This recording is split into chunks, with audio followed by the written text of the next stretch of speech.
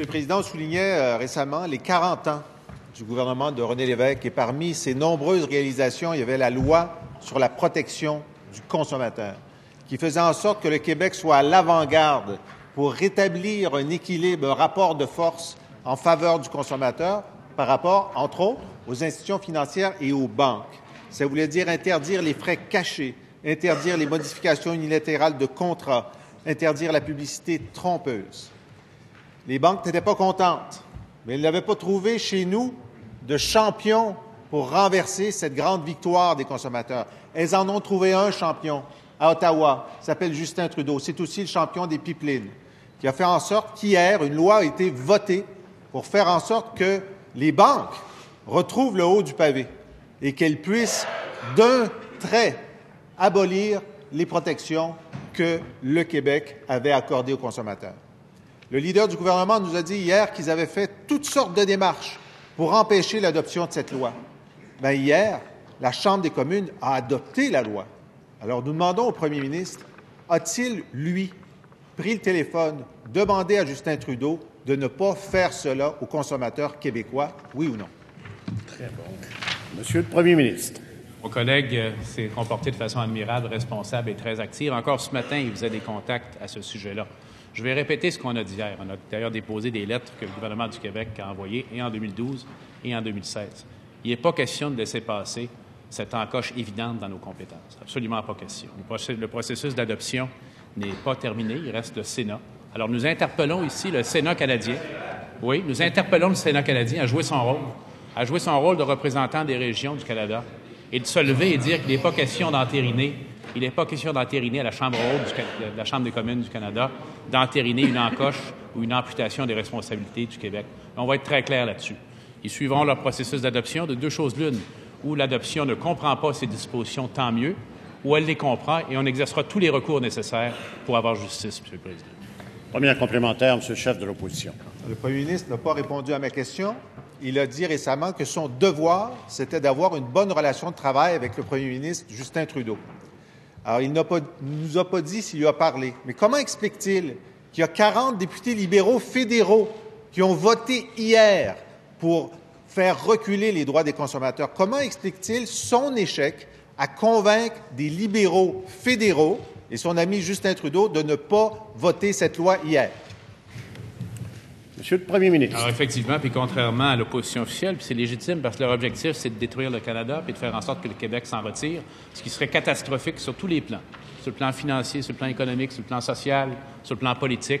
Ce serait une orientation pour le Québec qui serait absolument catastrophique et ils ne l'ont pas encore retiré. Un jour, ils retireront l'article 1 de leur programme devant l'évidence.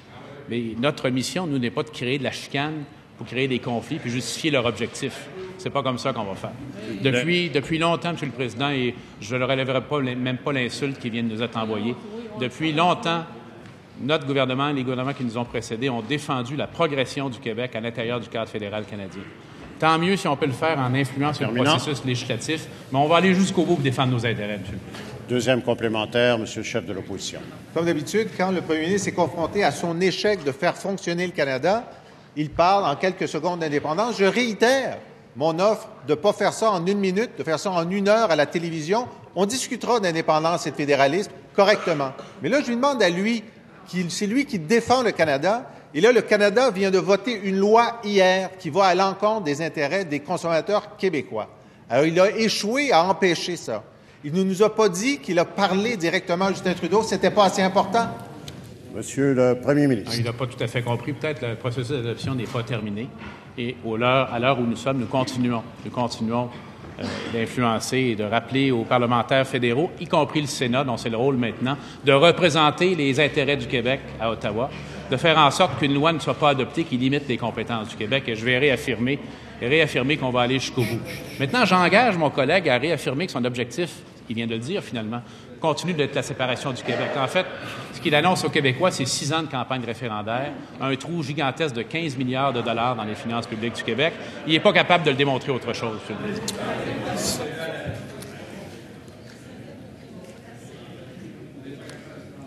Ça serait une bonne idée qu'on laisse parler le chef de l'opposition. Ouais. Monsieur le chef de l'opposition. Est-ce que je crois comprendre, il y a une ouverture, là? Le premier ministre est prêt à débattre 1 heure avec moi de ces questions-là. Il semble intéressé. S'il dit oui, on organise ça tout de suite. Sinon, peut-il répondre à la question? Ce n'était pas assez important pour lui, le droit des consommateurs québécois, pour parler directement au premier ministre canadien avant sa décision de faire voter cette loi honteuse par son Parlement. Pourquoi ce n'était pas assez important pour lui? Monsieur le Premier ministre. Il n'a pas relevé ce que j'ai dit parce qu'il n'y a pas de réponse à apporter de ce côté-là de la Chambre. Alors, qui publie le budget de l'an 1, notre collègue a déjà fait ça, il pourra y expliquer comment faire, qui nous explique comment il va boucher le trou de 15 milliards, qui va nous expliquer comment il va faire pour sauver la gestion de l'offre qui sera non applicable après le retrait de la Fédération canadienne, et qui surtout qu'il arrête de faire croire aux Québécois qu'il a abandonné cette idée-là. Ça demeure son objectif fondamental et c'est très clair. Maintenant, Monsieur le Président, on continue d'agir. Et je veux répéter encore très fermement et très directement qu'on va aller jusqu'au bout et on prendra tous les recours nécessaires. Tant mieux si la loi n'est pas celle qui est actuellement là en fin d'adoption. Et si ce n'est pas le cas, on va aller jusqu'au bout et exercer tous les recours pour faire respecter nos juridictions, Monsieur le Président.